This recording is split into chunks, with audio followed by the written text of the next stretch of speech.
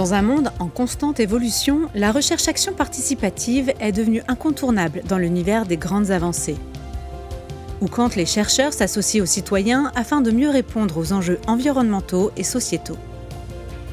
Chaque participant apprend de l'autre et fait émerger des connaissances intermédiaires qui viennent enrichir les analyses produites par les chercheurs.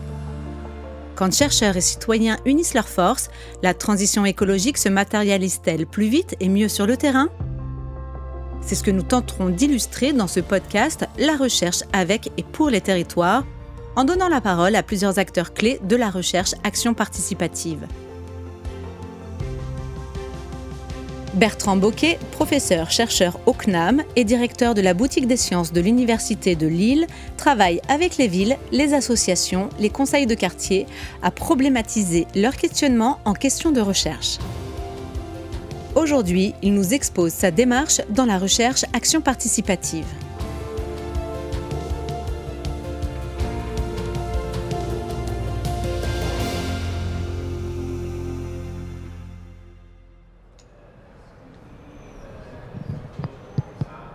Depuis 2016, on travaille vers le monde associatif. Donc, quelles sont les problématiques du monde associatif dans son ensemble?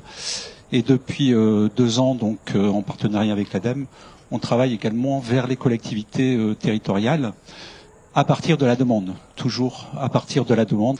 La démarche, effectivement, c'est un processus qui prend un certain temps. Typiquement, il faut 1 an pour à peu près établir la question de recherche et connecter avec les laboratoires.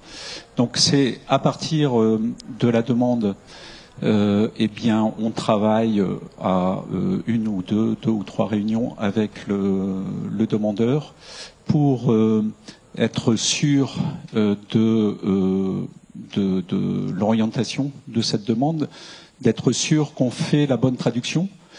Ça consiste aussi à gonfler un petit peu le demandeur par rapport à sa demande avant de faire le lien avec le chercheur qui a forcément aussi ses intérêts particuliers de recherche.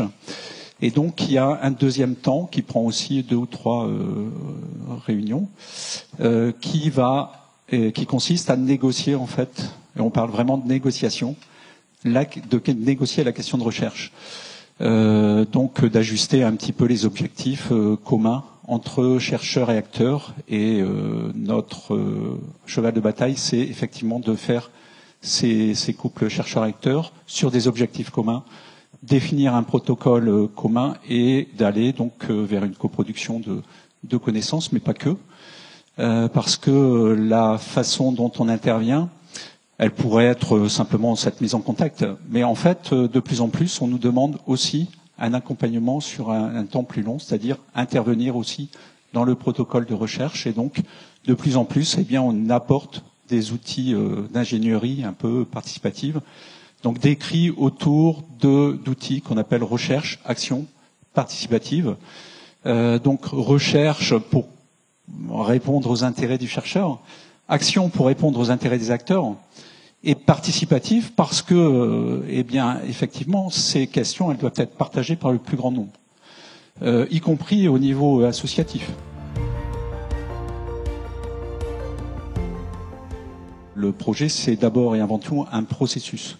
Et c'est un processus, dit processus apprenant, c'est-à-dire que chacun des acteurs apprend de l'autre et fait émerger éventuellement des connaissances intermédiaires entre bien sûr en général c'est plutôt descendant, donc le chercheur donne ses connaissances et voilà, mais il y a aussi des connaissances propres aux acteurs, connaissances d'usage, d'expérience, voilà, qui permet aussi d'enrichir finalement des analyses qui sont produites par le chercheur. Donc c'est un métier en propre, ce métier de chercheur, mais de le confronter ces connaissances un peu générales à un contexte particulier, c'est ça un petit peu l'enjeu, à mon avis, de la transition écologique. Il y a je pense aussi un petit peu un challenge autour des collectivités que j'identifie, c'est ce travail en silo en fait des services. La transition écologique, elle est transversale. Et ça pose la question, et je pense que c'est assez bien apparu aussi dans les aspects de gouvernance de ce CEL, que et vraisemblablement la collectivité territoriale devra mettre des moyens, un petit peu d'accompagnement pour faire cette transversalité. Pour aussi mobiliser les chercheurs, enseignants-chercheurs, en fait, on passe beaucoup par les étudiants, en fait.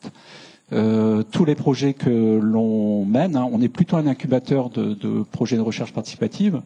On passe par les étudiants de master sur leur projet de recherche. En général, c'est 6 mois, temps complet voilà.